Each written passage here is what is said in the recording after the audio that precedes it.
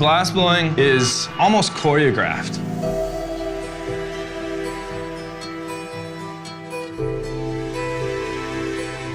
If you don't move beautifully with the material, you can't make beautiful glass.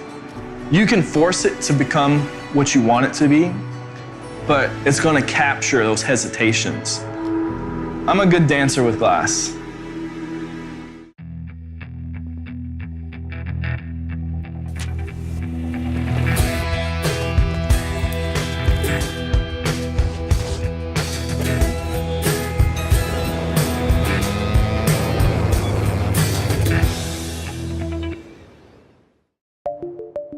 For the first 10 years of my career, I was a full-time gallery artist. Being fortunate enough to be successful was fantastic, but it's very, very literally feast and famine. I was in residency, and I realized that to keep going, you're going to have to do something besides sell the sculpture, which sells every few months. There was a group of like 6 of us that were part of a bottle share club. One of my friends leaned over to me and he was like, "Matthew, you should make us a beer glass." And I made the hoppy glass tailored to each person's handprint, literally cutting their handprint out of the glass so it fits like a glove. I mean, it is fantastic. One of my friends was like, "This is pretentious as shit. This is so pretentious." I thought it was perfect. And it's weird to think about how rewarding a $35 beer glass is versus a $6,000 sculpture, but I can get those in people's hands. I can give people access to something artistic and something creative and something well made, which is really, really hard with a handmade craft. The hard part about American lager glass is making a glass that can elevate a beverage that we interact with on a daily basis. There's so many different people that drink that beverage. How do I approach designing something that everyone's going to appreciate? So one of the things that make my glassware very unique is thinking about how the beer drinker is going to interact with them, how it fits in their hand, how it feels, what happens as they're drinking it. I think the vessels that you serve food and drinks in are not only important because of the way they look, but they're also important about the way they make the food or the drink taste. You know, when you pair up with somebody who can make any glass that you want, you can have all these different shapes and vessels so you finally get the one that makes it taste, smell, flow, carry, all at the same time right. And that's really cool. I have huge respect for brewers. I mean, that is a craft and an art form as well. When we pour a lager into this glass, it has all of these undulations that feel great in your hand. It's ergonomic. It feels fantastic.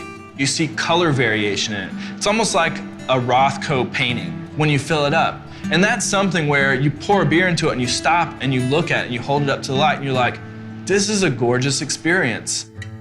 Sometimes I design something for the flavor profile and the experience at the same time. So like the aromatic glass with the mountain on the inside, that creates extra surface tension. So it's a design element that looks beautiful seeing this mountain emerging out of beer, but while you're drinking it, it keeps the head maintained and it ensures that you get a great aroma experience.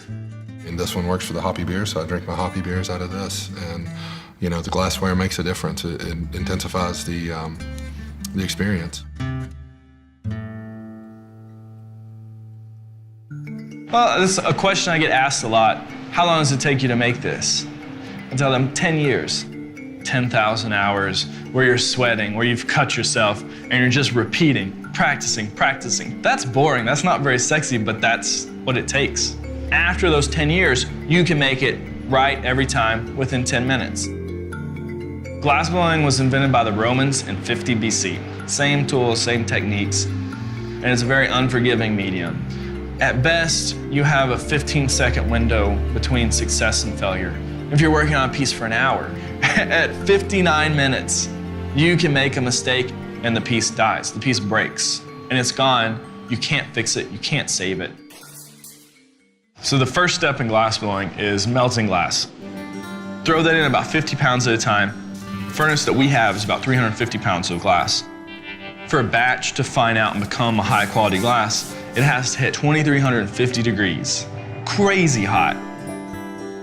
At this point, we grab the blowpipe and we're gonna insert that into the furnace, quickly turning it, and this is gathering up molten glass. We come out, we do some shaping, and then we pop a bubble into it. It lets us create a wall that now we can start shaping into a beer glass. When you open the furnace door, it is such an intense experience.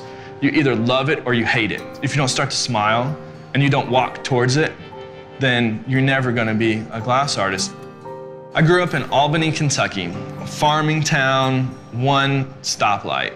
Being an artist in rural Kentucky, you just don't do that. Had no idea how I was gonna make a living. I didn't even know if that was possible. But I don't know what I am without glass, you know?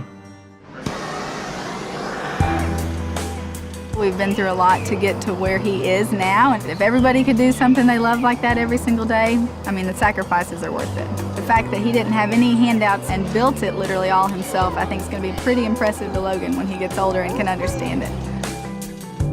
I love glass. I'm still just as captivated now as I was. Maybe more captivated because finally, after 15 years of working with the material, there is freedom. I have no interest in doing anything else until I die.